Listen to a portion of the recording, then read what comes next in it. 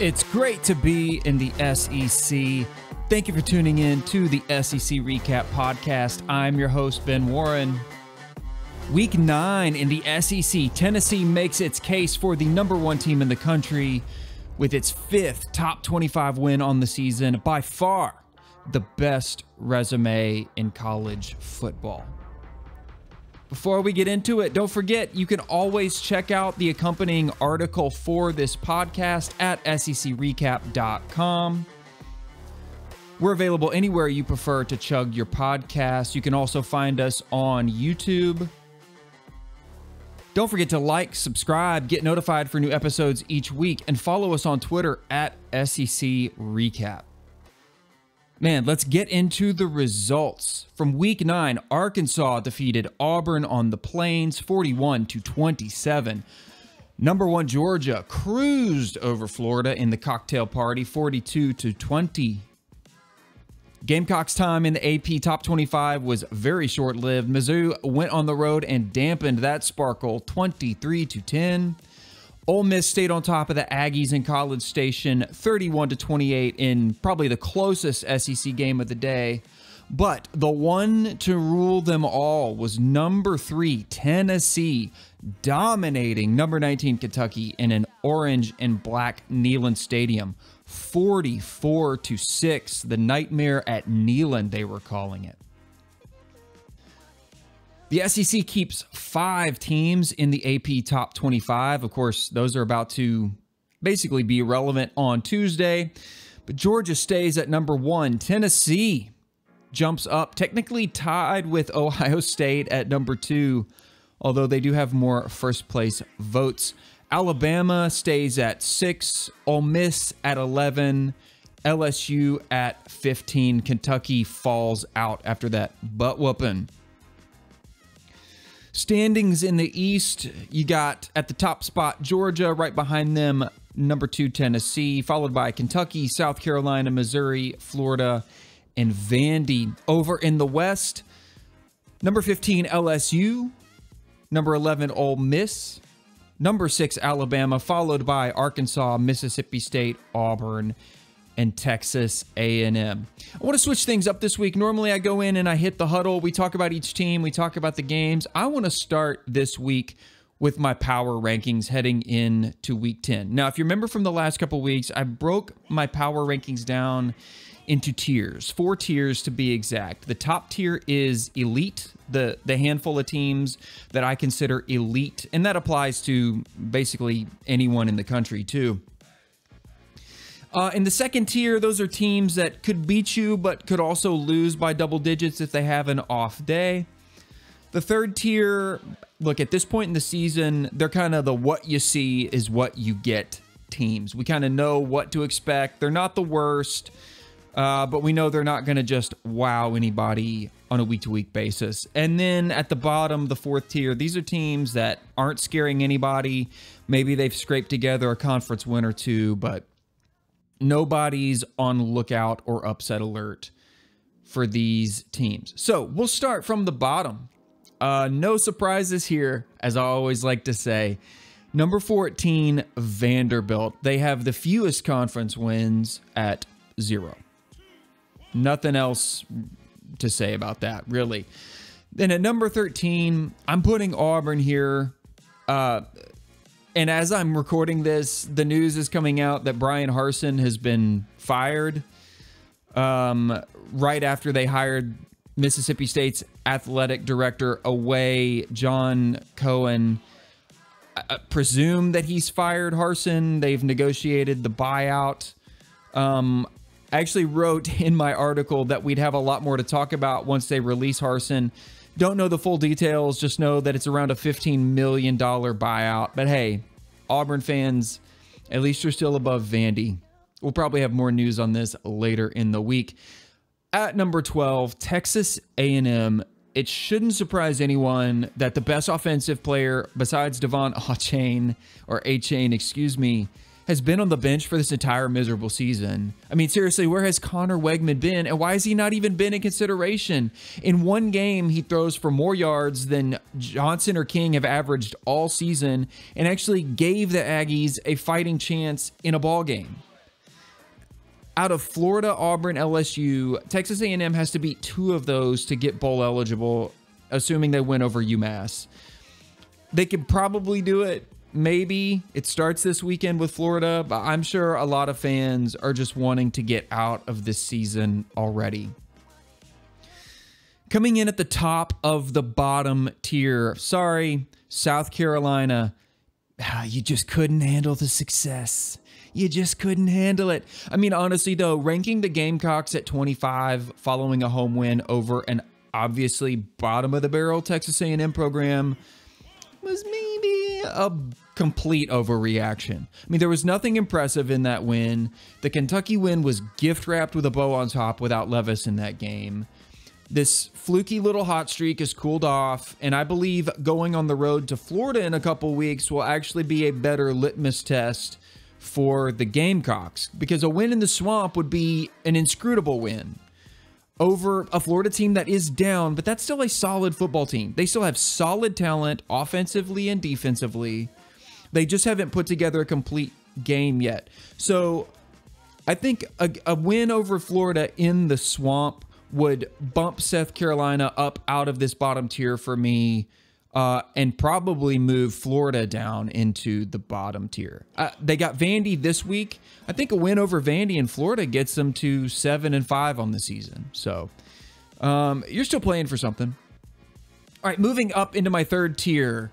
What you see is what you get. Impressively, Mizzou. Now, I'm not saying Mizzou is elite or kind of way better than what we all expected. This was still a team going into this game that I consider a bad team, despite what we've kind of seen defensively from them. They're going to move up out of the bottom tier and into the third tier with a convincing road win over what was technically a number 25 AP-ranked South Carolina. There was nothing fluky or Beamer Ball-ish about this win. The Tigers just played really solid defense against a subpar offense that struggled all season to play a complete game. It's good to see Mizzou establish a team identity, even if that identity purely exists on the defensive side of the ball right now. I don't know how they're going to fare against Kentucky, although after this weekend, I'd say they may have a better shot than we expected, or Arkansas at the end of the year. But if they could steal one of those, and again, I think maybe a reeling, banged-up Kentucky at home this week is a good possibility, then they could go bowling with a win over New Mexico State. So that's a huge turnaround in the last couple of weeks for me with the Mizzou Tigers. Coming in at number 9, Florida. I'm not going to knock the Gators too much here for losing to the number 1 team in the country in the Georgia Bulldogs. The Gators made some fine defensive adjustments, and they pulled within a score at one point to make it a game before Georgia put their foot back on the gas. It's just kind of more of what we've seen from this Florida team this year. Again, I repeat, what you see is what you get. This is kind of what we've seen all season. They can probably beat all the teams ranked below them here. We'll see about South Carolina. We'll see about Texas A&M. But they're going to struggle with any team that's in the top half of the SEC. At number 8, Mississippi State. They had a bye week. Nothing else to say here. Not going to drop them. Not going to move them up. So rounding out the top of the third tier is going to be Kentucky. I've had Kentucky in that second tier until they just got absolutely blown out at Tennessee. I mean, you just can't lose like that and be considered, a true top half or above average SEC team. I'm dropping them down a tier after that 38-point blowout, which, by the way, could have been more. Kentucky's offense was just atrocious. The offensive line hasn't fixed any of their issues. If Chris Rodriguez can't run, then they have no offensive juice. And despite having a bye week and multiple games worth of film of Jalen Hyatt running wide open behind out-of-position linebackers and safeties, they still had no defensive counter for Tennessee's offense. You would think at some point the coaching staff would say, hey, look, anytime you see these 2 receivers line up like this, you follow that one and don't go for the receiver that cuts the slant route. Follow the fast one that hits all these other teams over the top 5 times a game. They couldn't do it. They couldn't Do it. So credit to Tennessee there. I think Tennessee kind of finished what South Carolina started a few weeks ago. Exposing Kentucky as mid at best and proving they're just not even close to top tier in the SEC. All right, in our second tier, I'm actually going to move up Arkansas into that number 6 spot. They've really rebounded following a 3-game slump. Their run game is absolutely on fire right now, and when that gets going, the rest of this offense works so much better. It's crazy how good they can be when that run game is clicking. They are still pretty shallow defensively, so I mean, watch out. They're equally as capable of laying an egg as they are going full Sonic the Hedgehog on your ass. At the number 5 spot, Ole Miss. I know they barely handled business against a bad Texas A&M team, but they came out 4-1 in conference play. They still have that lone loss to LSU. For that reason, I still consider the Rebels a contender in just about any SEC game, but I'm not sure they're going to earn elite status this season. That could still change. That could still change. At number 4, at the top of the second tier, LSU. They're coming off a bye week. They're going to host Alabama this week, who's also coming off a bye week. Probably going to be the second best game of the weekend. Hopefully second to Tennessee at Georgia.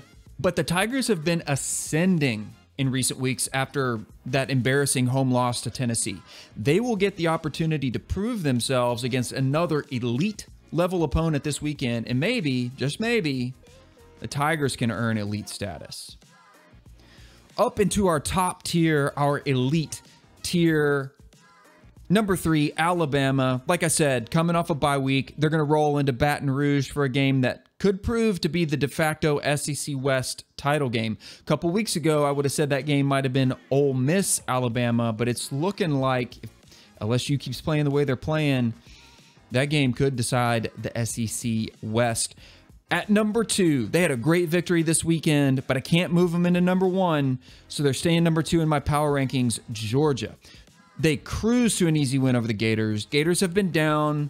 They weren't able to do much. The margin of victory was solid, but it was not the most impressive given the level of competition. So if it left no doubt, number 1, staying in that number 1 spot now for the 3rd, maybe 4th week in a row, it's the Tennessee Vols. If you're not convinced, go back and watch that Kentucky game. Offense was dominant, even left some points out there. Defense was dominant. Finally saw Tennessee play complementary defense to that high-powered offense. The Vols are one of, if not the best team in the SEC, possibly the country. I think they made a strong case to be the number 1 team in the country. If you think it should be Georgia, well, that's all going to sort itself out next weekend in Athens. Let's hit the huddle. Come on, huddle up. Arkansas at Auburn. It was close for the first half, but in the end, it was all Razorbacks. Arkansas had 216 rushing yards in the second half. Even 2 late Auburn tutties left the Tigers short by 2 scores, 41-27. In my game of the week, I knew this game would feature the running backs, mentioned it specifically, hammered it. Rocket Sanders eclipsed 1,000 yards for the season. Tank Bigsby was also productive, but a little less so than I imagined. However, he did open up the passing game for Ashford, which I said would be critical for Auburn's success in this game. Arkansas improves to 5-3. 2-3 in conference, but they're going to end this year on a tough stretch. They have Liberty, LSU, Ole Miss at home before going to Mizzou. Auburn is a different story with the new AD coming in, Brian Harsin being fired. We're going to see what effect the coaching turnover has there. But I'm looking ahead to December, and I'm sensing some other schools hunting for some Auburn talent in that transfer portal. The Tigers unfortunately joined Vanderbilt at the bottom of the SEC, and no matter who comes into that job, they're going to have a 1 to 2 to 3 year rebuild, in my opinion, just from the sheer amount of talent they've lost. The cocktail party, Florida at number 1 Georgia in Jacksonville. The game stats speak for themselves here. There's no point in me rehashing all the numbers. You can read those for yourselves anywhere. Georgia was just better in every aspect of the game. Florida scored 17 of its 20 points in the third quarter to almost make it competitive before Georgia put its foot back on the gas and throttled the Gators 42-20 in the end. Richardson didn't have a bad day, but he was reliant on a couple of long runs from his receivers for the bulk of his 271 yards. Bennett threw 2 INTs in this game. That brings him to 3 on the season. And other stats I was looking at, he threw 29 touchdowns last year and has only thrown 9 at this point in the season. I think a lot of that is because they've been able to hammer opponents with Edwards and McIntosh, and that's what Kirby Smart just prefers to do. Georgia had some mistakes and let off the gas a little too soon, maybe looking ahead to Tennessee a little bit too early, but they're good enough and they recovered without issue. But that could cost them against a better opponent like Tennessee next weekend. For Florida, their improvement needs to be in recruiting. They have a long way to go right now to catch up with Georgia and Tennessee, who have the primetime big game on-field success and fan environments to draw in recruits. And some of the bigger news for Florida last week was Cormani McClain, highly touted cornerback, who a ton of media outlets and Florida beat reporters were basically saying was a lock for Florida, kind of shocked everybody and picked Miami. Of course, look, no offense to Gators fans, but I've been to Miami and I've been to Gainesville. If you're going to pay me, millions to pick between the two, and I'm an 18-year-old kid, like, well, which one do you think I'm going to pick here? At the end of the day, it's all about money. But this is, Florida's now had 6 coaches over the last decade and a half after, if you start with Spurrier and then look at the coaching turnover there. Florida's in real danger of kind of going through a slump like Tennessee did through the 2010s. Need to be really careful. Billy Napier needs to get it right, and they need to make a significant turnaround. If they could find any way to maybe win at A&M and turn the season around and win on a high note, that would go a really, really long way for just fan reaction and attitude and off-season optimism. Missouri at number 25, South Carolina. I don't even really know where to start here. I was not optimistic that this was going to be a good game. Despite coming into this game 5-2, I always felt that South Carolina was a somewhat fraudulent 5-2. And what I mean by that is looking at that record without context doesn't give you the full scope of the quality of team that South Carolina is. So many of their wins have come off of weird defensive and special teams plays, and that's just not sustainable, particularly in the SEC against better athletes and better opponents, or better schemes, as in the case of Missouri. I've openly stated how bad I believe Missouri has been in the season, and I've had them at the bottom of my power rankings through most of the year.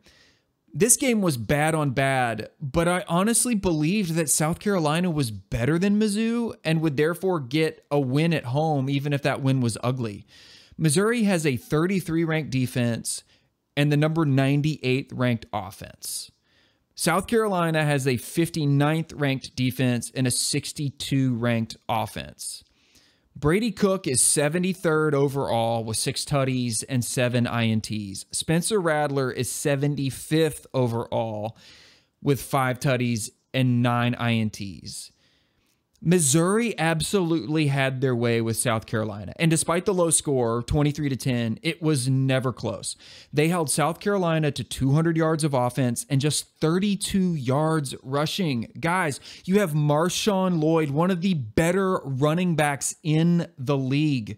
32 net yards. Spencer Rattler is just nowhere near good enough to overcome that. And I'm going to hit on one more thing here. There was a lot, and I mean a lot, and there has been a lot, of blame coming from Gamecocks fans at Marcus Satterfield, the OC. And in my article, I put a link here to the Twitter query for Marcus Satterfield. And if you go in this article, again, secrecap.com/articles, week 9 recap, and just look at all of the ire and the fire Satterfield, and I can't believe Satterfield still has his job, and, blame Satterfield for everything. Let me ask you this, and I want you to really listen to me here. Do you think Texas A&M's offensive problems this season are because of their offensive coordinator? It's pretty unanimous that the problem is squarely on the head coach, Jimbo Fisher's shoulders. And that's been talked about so much for several weeks now. Shane Beamer signs off on everything Marcus Satterfield does. They sit down, they go through the game plan, they game prep. Marcus Satterfield says, I want to do this. This is our scheme. And Shane Beamer okays that. And guess what? During the game, if Shane Beamer doesn't like how it's going, he can tell Marcus Satterfield, hey, change it. Do something different. Guys, that didn't happen. How many people do you really think, this is a come to Jesus moment here, how many people do you think are lined up to come be the offensive coordinator at South Carolina for Shane Beamer? I'm not sure what the love affair with Shane Beamer is all about, but it sure has Gamecocks fans pointing fingers at the wrong person, in my opinion. Number 15, Ole Miss at Texas A&M. Quinshon Judkins. That's it. That's the tweet. What a stud. 34 carries, 205 yards plus a tutty. Ole Miss gets it done 31-28. A rare offensive performance from Texas A&M, who leaned on freshman quarterback Connor Wegman. 338 yards, 4 touchdowns. It might have been the best offensive team performance this season from the Aggies. It just happened to come against a better offense in Ole Miss. Preseason, who would have thought that Florida at Texas A&M this week would be a bottom-tier SEC matchup? Aggies are a 3.5-point favorite. Finally, closing out our huddle, number 19 at number 3, Tennessee. Kentucky fans, please just hear me out through this one. I can describe the performance for each team in a single word. For Tennessee, that word is impressive. For Kentucky, that word is embarrassing.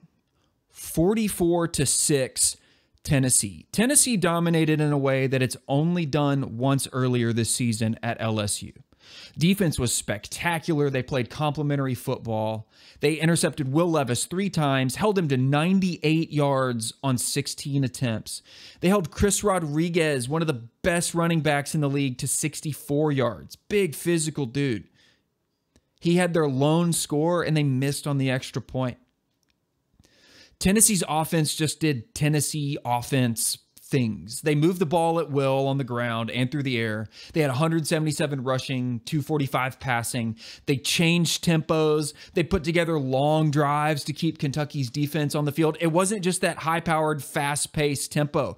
They changed it up. They're showing a full playbook this year, and their defense played complementary with them. It was just impressive from start to finish. Oh, and did I mention Jalen Hyatt setting the single-season receiving touchdown record? Icing on the cake. Icing on the cake. Kentucky. Embarrassing. For a team that still plays 1940-style football, that loves to tout its elite defense, Kentucky looked like they just took the bye week off. I mean, they had 2 weeks to prepare and game plan for Tennessee, and we still had Jalen Hyatt running wide open 10 yards behind your safeties. We even saw Tennessee lined up and ready to snap the ball before defensive linemen were even in position. All week, I watched Kentucky fans on Twitter say that Tennessee will have never faced a defense this disciplined. Please go to my article, the Week 9 Recap. I included a video from Twitter from the game that was Tennessee converting on a 4th and 1 from their own 48-yard line. Hendon Hooker ran for it. He came up short of the line to gain.